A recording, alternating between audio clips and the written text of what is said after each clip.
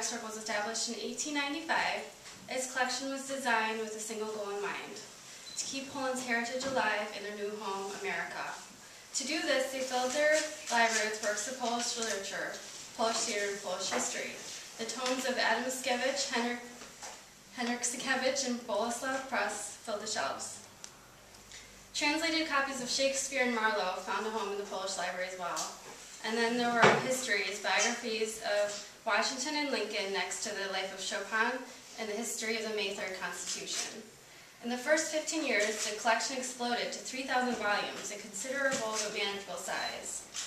As time progressed, the collection in its scope expanded.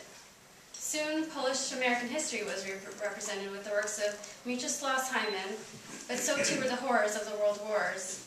But the post-war years brought with them new immigrants and a renewed desire for Polish literature. The library, like the Circle, prospered with these new immigrants throughout the 60s and 70s. It was the 1980s that began the slow decline of the library as many of its patrons moved to the suburbs. By 1992, the librarian position was a volunteer, part-time position that had very few resources and even fewer patrons, and under those conditions, the last librarian retired. A library without a librarian is truly like a ship without a captain. For a while it can be maintained, it will eventually go off course, and that is what happened here. I'm sure it started with one box of donated books. Someone brought it here, and one of the club members shelved the books they could and left the rest of the box. The box with a few extra books was left in some corner, a job to be finished another day when it could be determined where they go. Soon the box had a companion next to it, then another, and another, and another. And soon you have an ocean of boxes. Boxes of books, art, photographs, and any other material a library would have. That's when I found the first day I saw the library in the spring of 2010, a ship that hadn't had a captain in a long time. I was saddened by what I saw. The once glorious library was now a chaotic mess of materials, and I had to do something because while I'm a librarian, that's what I do. So after being appointed in June of 2010, I thought, let's start with something simple and get all the boxes off the floor. And in 6 short months, they were.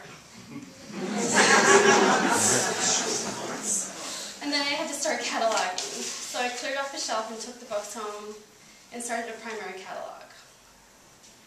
From the first shelf, the catalog expanded to 1,500 volumes. That's 10% of the total collection. Then it was, we needed newer technology. So with some help from friends, some benefactors, and a grant from the city, we now have an in-house computer and Wi-Fi throughout the building. Although the cataloging is not complete, it is far enough along to be a benefit to the community. Within the first 6 months of starting this project, an art historian, a genealogist, and a PhD candidate were trying to use the materials in the collection, and now they can. Hopefully before this year is over, the collection can shift from being its current reference status to being a full-fledged circulating collection once again. Thank you.